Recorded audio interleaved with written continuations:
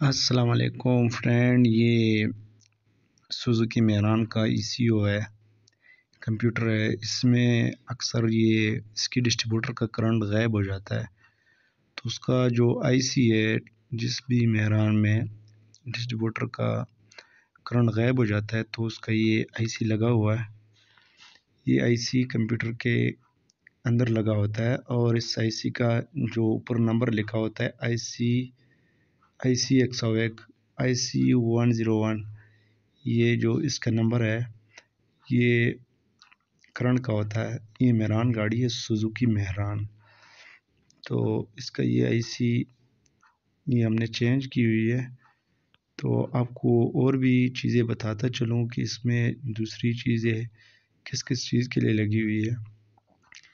تو یہ جو IC ہے اس کے اندر سوراخ ہوا ہے، تو اس کو ہم نے چینج کرنا ہے۔ تو اس کو چینج کر کے انشاءاللہ کمپیوٹر جو ہے ہمارا سیٹ ہو جائے گا، اور ہم گاڑی اس کے بعد سٹارٹ کر سکتے ہیں، کیونکہ اس کے بغیر گاڑی سٹارٹ نہیں ہوتی ہے۔ یہ آپ کو سوراخ نظر آ رہا ہے، یہ IC پھٹ جاتی ہے گرم ہو کے۔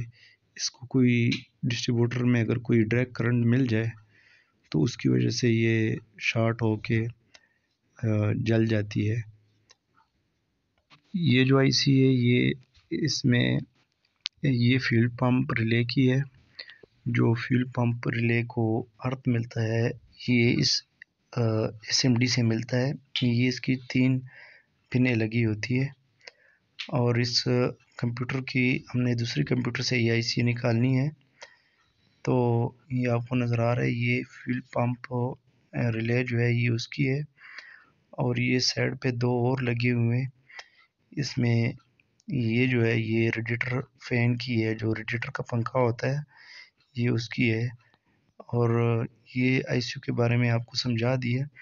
یہ ہم اس دوسرے کمپیوٹر سے نکال کے یہ IC لگائیں گے، کیونکہ یہ IC بازار سے نہیں ملتی، تو اس وجہ سے ہم یہ IC نکال کے یہ SMD نکال کے اس کمپیوٹر میں لگائیں گے۔